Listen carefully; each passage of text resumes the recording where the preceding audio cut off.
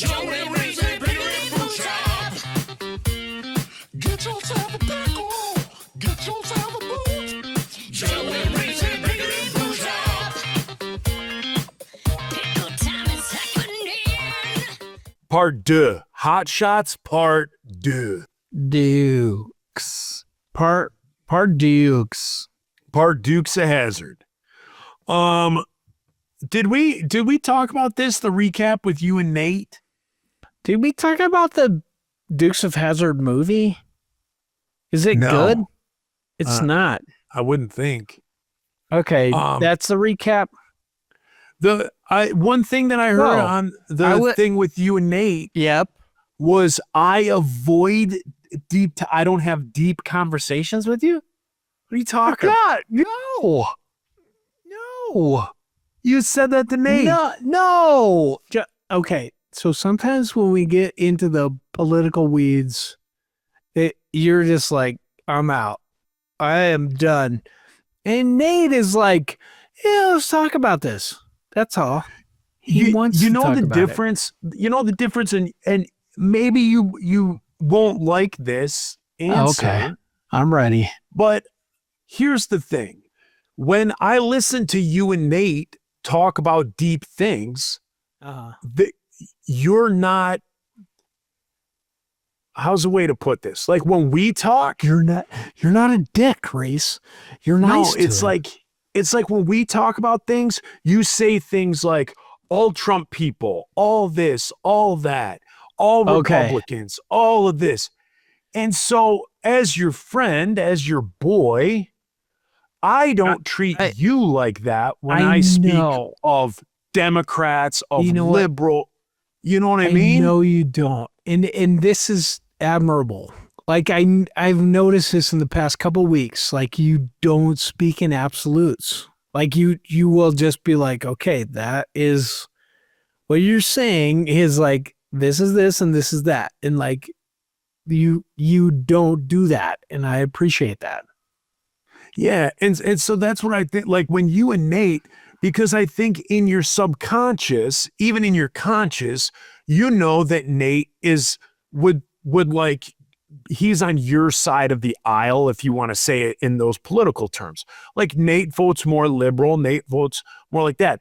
So I feel like when you had your conversation with Nate, it was like you guys are kind of on the same side, going on about deep issues. Yeah. That you both kind of had the same, like it kind of goes the same way for both you and in how you get there.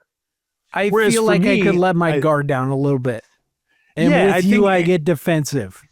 Yes. And Yes. or you get defensive or you go on the offense against me. And I don't, and a lot of times there's obviously certain things I have, I guess I would say like more conservative views, but it doesn't mean I like shut out. I don't like listen to somebody's point of view. Like Heidi and I are different. I'm conservative. Heidi's liberal. Really? But like see, that's the thing. Like you don't, I don't get these this. things. No, Yeah. like I'm amazed at this. Yeah. So like we have conversations where we go, you know what? We had one the other day. It's a goofy topic to have this discussion about, but we were talking about logging. Yeah. And I told her that I had listened to a really good podcast that had the president of the American Loggers Association. And he kind of talked about like different myths with logging and all this stuff. And people think it ruins the forests and blah, blah, blah. But they're, they plant and they do all this stuff and they take up the undergrowth and it helps with the fires and stuff like that. That's why there's not a whole lot of wildfires in other countries, other continents, because they clean up their forests. When a tree falls, they clean it up. Otherwise, that just becomes timber that can burn more on the ground, yada, yada, yada. So we were going on about this. But her view is different. So her view is like, no, I want our forests protected. I don't want them to go in and thin them out. I don't want them to clean up and so there's just things that we go, okay, we're not going to agree on this, and we move on. But like it's, I think that there's like it's not even just a middle ground. I think that like, I didn't mean to cut you off, dude. I'm sorry. no, you're good. You're good.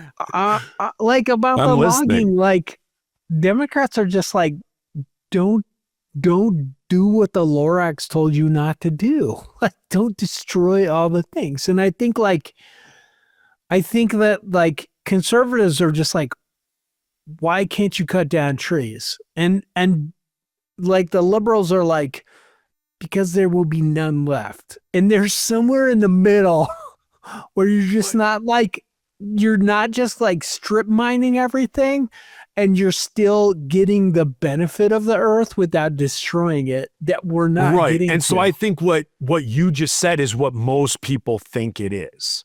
And so the podcast that I listen to, like, think about it. If what you do, if you make your millions of dollars, you run your logging industry, you run your mill, are you going to want to run a mill that you're like, in 5 years, I'm not going to have anything to mill? No. Okay.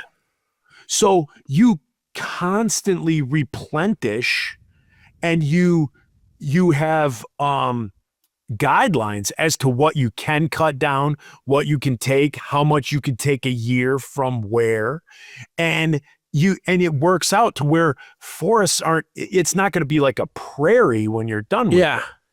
You know, so that was like the podcast that I was listening to, was like, it's this misconception, because when I grew up, well, we grew up together, same age range. Do you remember that cartoon Same on age range. Disney? Thank you, Joe. Yeah. You Thank remember you. that cartoon on Disney with Paul Bunyan? It was like a Disney cartoon with Paul Bunyan and the blue ox. And then he meets the guy with the chainsaw. No, and then they have the I don't remember that competition, one. and the guy with the chainsaw just goes through the forest and cuts everything down. Like, Mhm. and they show this like map of the United States, and it just shows like the forest just erasing because this guy with the chainsaw just cut everything down. Mhm. So I think you grow up with that. I know it was for me. Like, you grow up with that in your head, and you just think like exactly what you just said. Like, these guys come through and they just cut everything down. And it's not the case. And so, but could it be? Like, I think me as a leftist, like, what I see as the issue is that, like, really, dude, I think corporations pander to the right because the right is like, get government out of it. Let's get all this control out of everything. And then they just go to town. That's the thing. I would say, like, I would say in my mind, I would think that like everybody knows there has to be regulation, or by human nature, you're going to ruin what you have. So I think the right looks at it like there has to be some regulation, because there has to be a system by which the game is played. Like, there has to be rules to the game. There has to be a system. There has to be that stuff. I think in the case of logging, just because we're on that, I think that one, from just listening to this one podcast, now mind you, there wasn't somebody from the Sierra Nevada coalition or whatever. Yeah, the Sierra Club. There wasn't somebody from them to give their 2 cents. But listening to this podcast, it's way more left leaning, to the point where, you know, like, loggers are like, dude, all these trees fall down in the woods every year. We would create jobs. Our furniture could be cheaper to the consumer. Multiple products that you don't even realize that contain wood or wood byproducts could be used from just clearing the forest ground of fallen trees. Like, we're talking trees that are already dead. Yep. But like, Sierra Club says, no. If the tree falls, that's what it was supposed to do. We're not going to touch it. Well, then what happens is then that becomes kindling for when there is a lightning strike. Yeah. If a fire goes through woods, a wildfire can go through woods and trees can take a beating. A tree can be burned. The outside of a tree can be burned like a few inches, and that tree will still stay alive. But what happens is, the way that this thing described it, is all the crap that's on the floor of the woods, that burns. Now it's just a standing fire. Yeah, I agree. And that's what the healthy trees can't, like, they can only put up a fight so long. And then we have these huge forest fires. I agree with this. Like, yeah. We live in this world where we are like butted up against nature. Like, to me, the issue is you gotta get, again, here's where I think AI would come in. Like, getting corporations out. Did you finish it? I trapped a bug, a stink bug. Eat it. Drink it. No. Can you drink stink bugs? Can we Google that? Pick a stink bugs, companion. When you break them open, they smell like cilantro. Yeah. Yes. Ugh. I mean, I like cilantro, but when it's coming from a bug, I don't like it. So go on with what you were saying. I didn't mean to interrupt you. I just think, like, I think on the ground, we want the same things. Like, we don't want to decimate the earth. We don't want, like, corporations to be owning us. But, like, I just feel that where it gets lost is that there are people in the Sierra Club that are like, hey, we have to protect these eagles, or we have to protect this owl or this fungus. And the reason is because humans have intruded on it. Like, we don't want this thing to go extinct. Like, it's a benevolent reason. We should do that. We as Christians, like, we're called to be stewards of the earth. Stewards? Hi. Zuzu. Hi. Hello. I've got your paddles here, Zuzu. And I've become a You're steward. going Jimmy Stewart.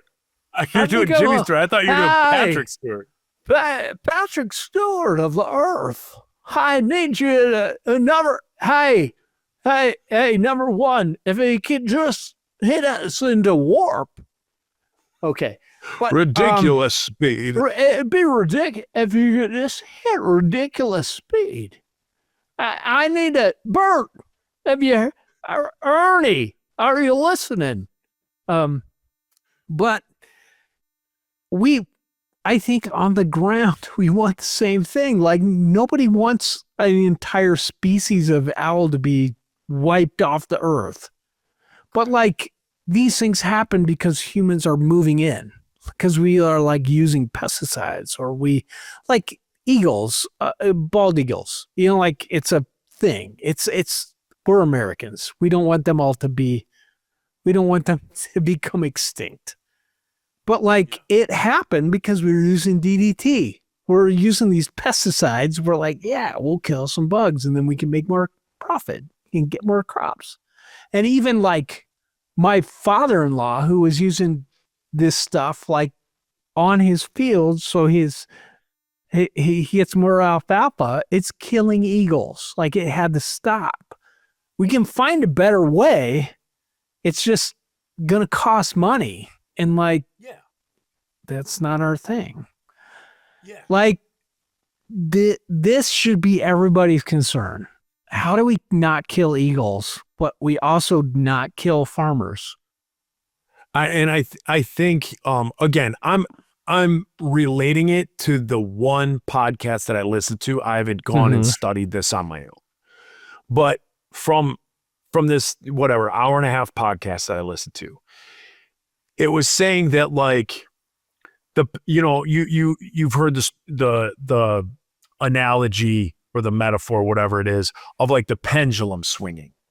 Yeah. So it was like back in the day with forestry and all that stuff, like when the wood tycoons started off and there was no regulation, it was the Wild West. Yep. And then they put regulation in and the pendulum swung way the other way. Yeah. And so now to bring that pendulum back feels like, and I'm not saying bring it back to the other side. I'm saying bringing it to the middle that we're both talking about, that middle ground. So it's gone back the other way with over-regulation. So where if it comes back to the middle, people such as yourself are going to say, well, wait a second, or the Sierra Club, wait a second, what about the spotted owl? Like the loggers care about the spotted owl.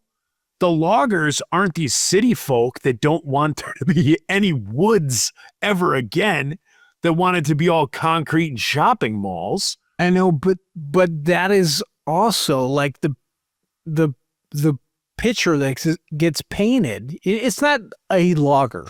It's not like a single guy.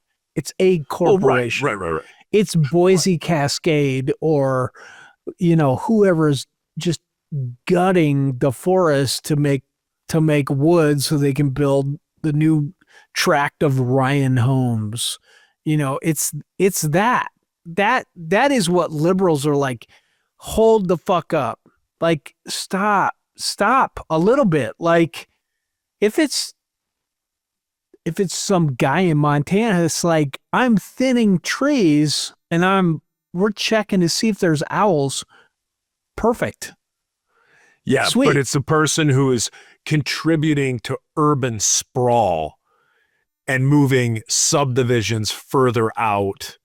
Yeah. Into what it, like, there's plenty of homes where they are now, but people want to live further and further away from people. So it's that being cut down. Like, I understand that, but I believe that percentage is so small as opposed to what the regulations, like I said, that are kind of, I'm going to be honest with you, in this podcast, never was it spoken about where woods were being cut down for a subdivision. It's kind of bigger picture where it's like the United States could be number one in the world in like exporting of wood because we manage our forests so well. So the way they thin them out, like I said, they don't want to cut woods down and make nothing left. So they do it checkerboards over, millions of acres and and they're constantly replanting. What if we just made 2x4s go back to $2, $2.37 for a 2x4x8? Could we do that? Well, and it's funny you should say that because we are, I guess the way that I would say it is like we're like an animal that's caged. We have the ability, we have the woods, we have the plan, we have the regulations to make us where we could be self-sufficient with our wood and make a 2x4 $1.50. But because of the over regulations of it, we're the number one importer of wood. So we import more than we use our own. Those regulations are made from a point of like, hey man, we cannot destroy ourselves. We can't make this the Lorax. And like, let's not know make what things you mean go when you say the extinct. Lorax. I don't know what that means. What? You haven't, this Dr. Seuss cartoon, the Lorax, where they cut down all the trees? No, I guess I'm not familiar with it. I mean, I know the name, the Lorax, but I don't know what it has to do. I don't know what it has to do with woods. This is what made the Sierra Club. Like, Dr. Seuss made a book about like overforesting. Like, there's a guy and he's sitting on a stump. It's the Lorax. He's giving cautionary tale. He's like, they just kept harvesting. They just kept making everything to make money. Yeah, so I guess it's like kind of the way I started it, like the Paul Bunyan thing. So whether it's a Paul Bunyan cartoon, a Dr. Seuss book, I don't think the logging industry has a problem with regulation. Do they? Like, well, that's what I'm telling you is if it was you can, maybe if it was you can go broken to up the- a little bit, like if you, Like, you can broke go to it the up so website. there was like 200 logging companies instead of 4. that's all there is.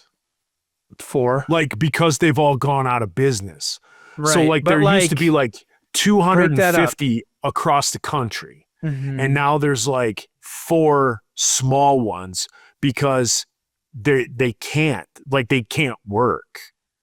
but like we the people should make that doable. We should break up those monopolies and then like here's your regulations.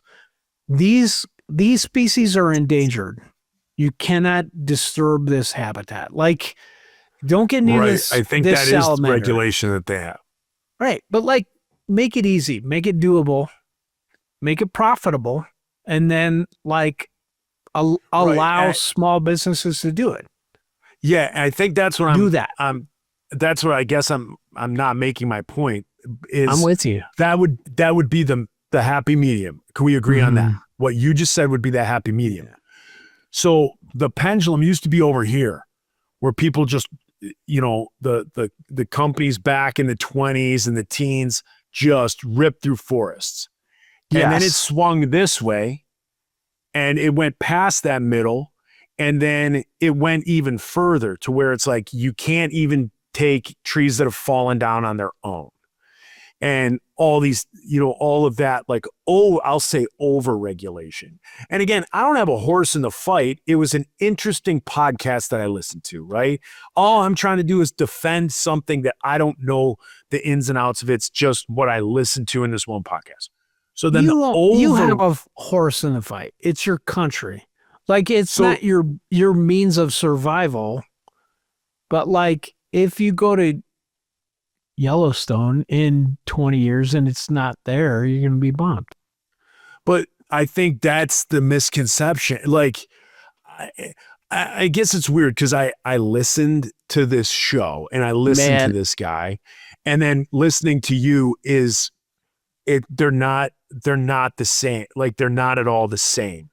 So you're going with this dystopian, if we do this, they're gonna do this and just eradicate all the forests. Why would they not?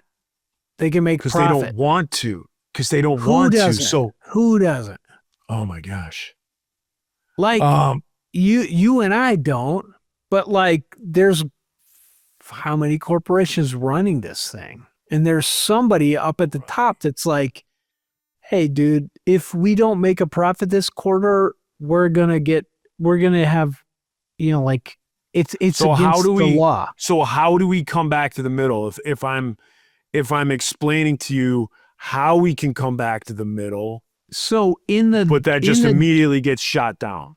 in the last century, in the end of the 1800s, beginning of the 1900s, the government had to step in and they had to start breaking up monopolies. And especially after the Great Depression, they were just like, look, this isn't working. Like you can't just gut the country. You can't just go after profit all the time. You have to take care of the people that are making it for you. Right. We've established that. did. Right. Right. So we They established that. did. But then now it's like the corporations are super heavy. They're pulling the strings on both sides. They're both saying like to the Sierra Club, like, hey, fight against this. And to the logging companies, to Boise Cascade, like, hey, man, you got to get less regulations because this is hurting your profit line. Like both of those things can exist. You can make a profit as a logger. That company can make a profit, but like they can't ruin the country. They cannot like make a species go extinct. Like there is a middle ground, and we all agree on that. Like nobody wants something to go extinct. Nobody wants to go to Yosemite in 20 years and it not be there. I guess what's frustrating me right now is so I'm the messenger in this scenario. Yeah. I'm trying to tell you what this guy who's the president of the American Loggers Association, that is the governing body of logging and forestry. I'm trying to tell you what he stated. Yeah. You are hearing what I'm stating, but then you're coming back at me with stuff that he didn't, that's not what's going on. So I know, he's because that's not what's going on. Like he is not telling the truth. well, see that right there is I don't know how you have a discussion when the basis for it is you don't trust the guy to begin with. So He has something to gain. Is he in his position because of lobbyists? Is he in his position because he represents corporations? Like, well, he has something to gain. That's the thing. Like, is he saying like, hey, everybody should just be able to cut out forest? if I tell you no, you're going to say, well, he's lying. And that is what he wants to do. So Well, I don't know. I want him. I don't know Joe, what to do. I'm with you. I want know him what to not do. to be lying. I'm with you. I don't want this guy to be lying. I want him to be real. So yeah. Yeah. I'm with you. I It want doesn't this. feel like it. It doesn't feel like it. So when we have this discussion, this is what I'm talking about. Like when we have this discussion, you take that offensive again. So instead of having this conversation where you go, okay, I hear what you're saying. That's interesting.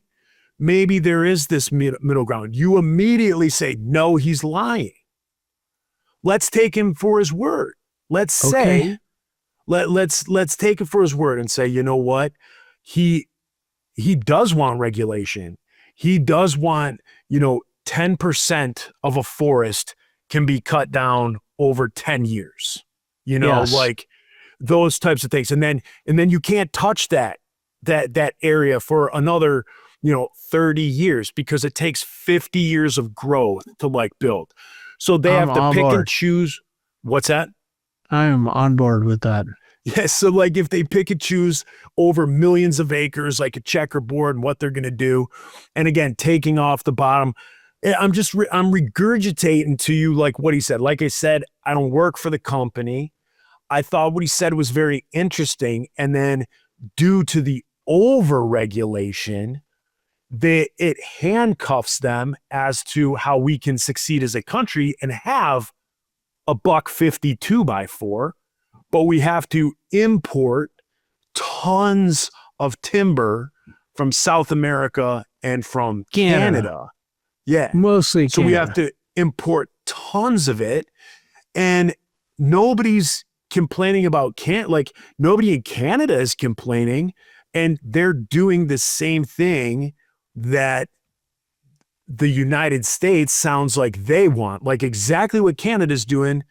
They have it set up to where obviously a corporation is going to run a giant operation, right? So Canada has corporations that cut down trees that they regulated to make sure that their forests aren't going to be gone forever. They sell their timber, they make money, they create jobs, they create wealth in their country for those people that are bringing their paychecks home to their families. I think that's what this guy is saying, is that like exactly what's going on in South America or exactly what's going on in Canada can happen here.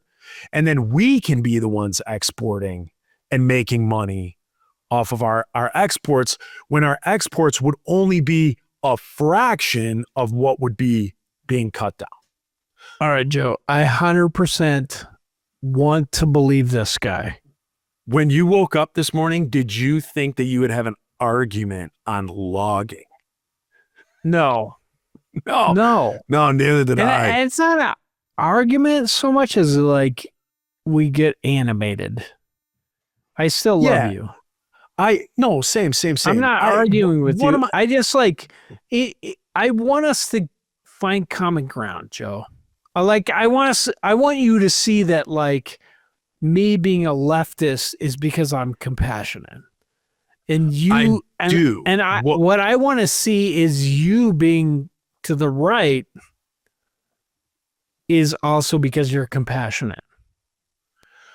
I do. I agree with everything. I agree with everything you say. What frustrates me and makes me mad is when assumptions are made. So if me and you were both saying there should be regulations to make this thing a healthy system where trees are grown, trees are cut down, furniture's made, people make money, and our forests are still beautiful. We both want that. Yeah. I think what frustrates me, again, because I don't have the capacity, because it was an 1.5-hour podcast that I listened to, so I don't know the ins and outs to hit you with stats and figures or whatever. I have no stats. But to take what somebody says and then just be told they're lying, they're not telling the truth. Like, you don't know that. I don't know that. So that's what's frustrating is when the, you know, when the argument, like if you told me something about what how Bernie Sanders said something would make America amazing, and I was just like, he's lying to you. Yeah.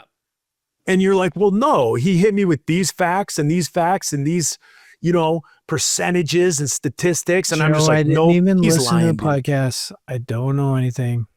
I'm assuming the guy is a puppet of corporate logging. He is Pinocchio. I do think we can agree, though, that, like, I think that the issue is, like, when the government becomes the regulator, it's flawed, right? Super flawed. But there has to be some regulation, because otherwise it's just unmitigated greed. Oh, see, I don't know if I agree with that, because when the government becomes the regulator, the government is always going to be the regulator. I'm not even saying the government. Like, something has to stop the greed. And to me, as like a leftist, I'm like, the government, I guess, because nobody's doing it themselves. Like, nobody's going to church. The guy from Patagonia is, you know, the guy that owns that company is like, you know what? We're good.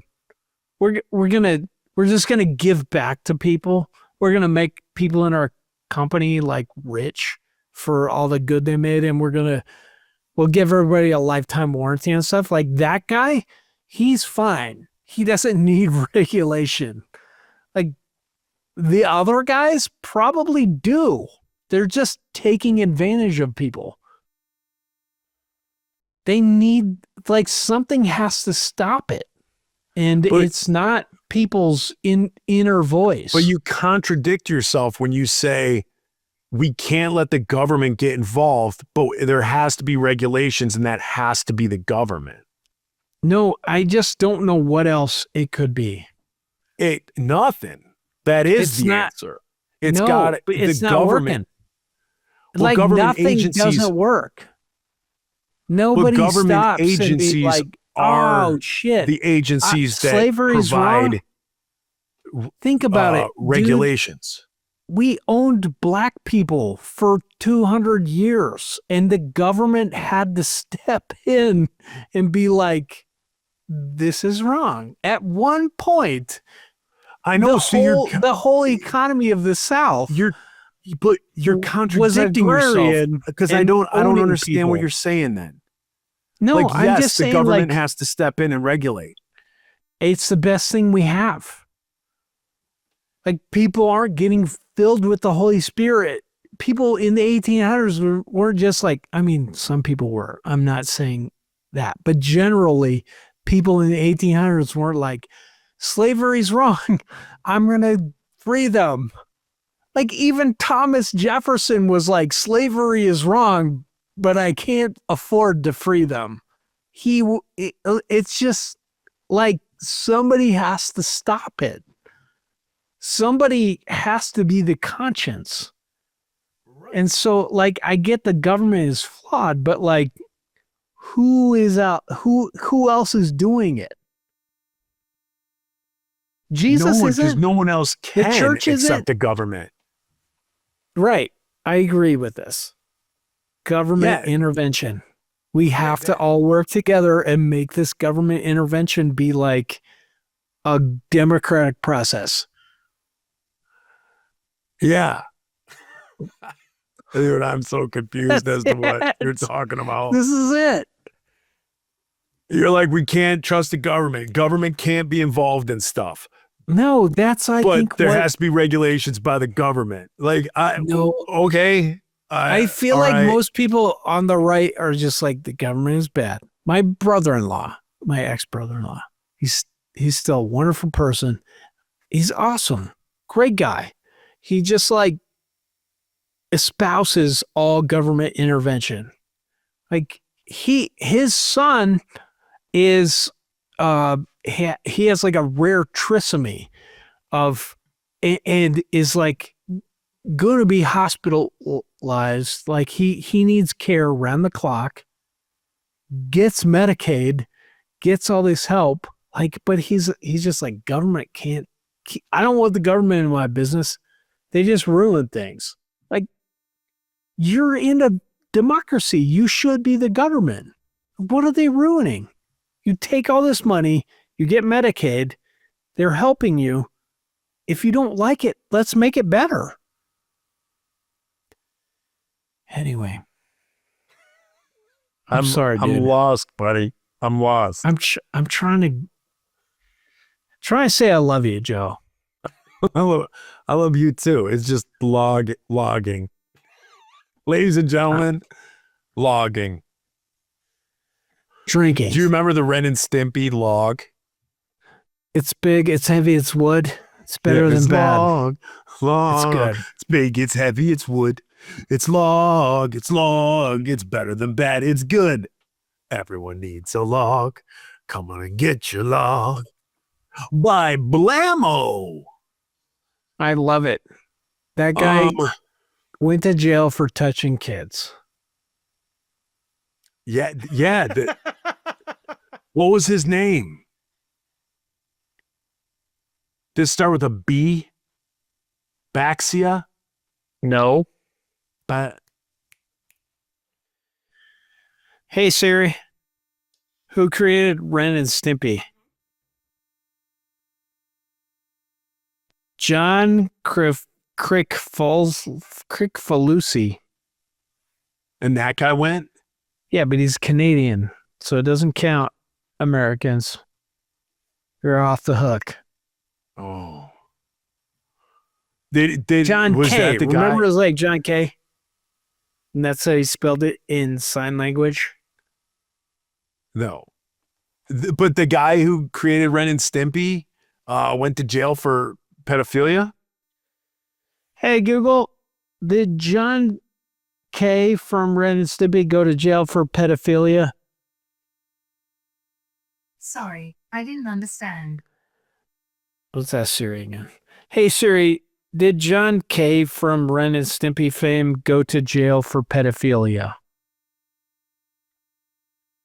She doesn't know how to respond either. Jeez. Pick a home And companion. you want AI to be like a judge and a magistrate. You're right. And they can't even answer that just- simple thing. Hey, I'm just saying if we're going to work on this, this is what our end goal should be. The betterment of humanity. Like in baseball, they got computers now calling balls and strikes. Is it good? Is it I don't working? know. I'm not a baseball fan, but I hear that. Joe! Dude, What? do not turn your back on the Tigers, man. That's your town. You I don't turn can't. my back You can- on them. I you just can- don't turn You them can on. shit on the Lions all you want. Yeah, I do. Pistons, fine. No, Pistons Red are. Wings, you're welcome to shit on them 100% of the time. Oh, they're but bad. the Tigers, sir, do not. And Heidi and I next month go to Don't turn your Toledo. back. The old Mud Hens. Farm Club, AAA Farm Club of the Tigers, home of Jamie Farr. Did I tell you what Heidi and I are doing next month? You're going to the Mud Hens and The Cher to show. Tony Did I tell you Pecos that? And Cher. Yeah. It's on Okay, the thing. I thought I did. Bro, I'm so jealous. Of the Cher show? Yep. I really am. I would be more jealous if we get to eat at Tony Pacos. I'm also jealous of that. Can We're I gonna meet we're you there on or at the something? Cher show. We're gonna have a good time. But we're going to the Toledo Shipyards and Tony Pacos. And then after Tony Pacos, we're gonna be probably hitting the shipyards, take out P and replace it with the T, if you know what I mean. Hey-o. Damn. Joe, let's call it a night. Yeah. Let's get out of All here. right. I love you. Love you too, buddy. You know this? Hey, but for real. For real logging, huh? How about No, that logging? I really love you. Oh, if people want to listen to that podcast, it's called The Way I Heard It with Mike Rowe. okay. And he interviews it's one of the last, I would say, 3. So if you go to that and you go by the latest one first, it's like one of the last 3, and it's the American Logging Association guy. Very interesting how to help kind of turn the tables on some of these crazy wildfires, exporting, importing, making money as a country, putting some dollars in some families' pockets. So Okay. Thank you. and vote for I'll Bernie. listen to it. Vote for Bernie. Bernie's not running for shit. Piece of pizza, fuckers. Yes.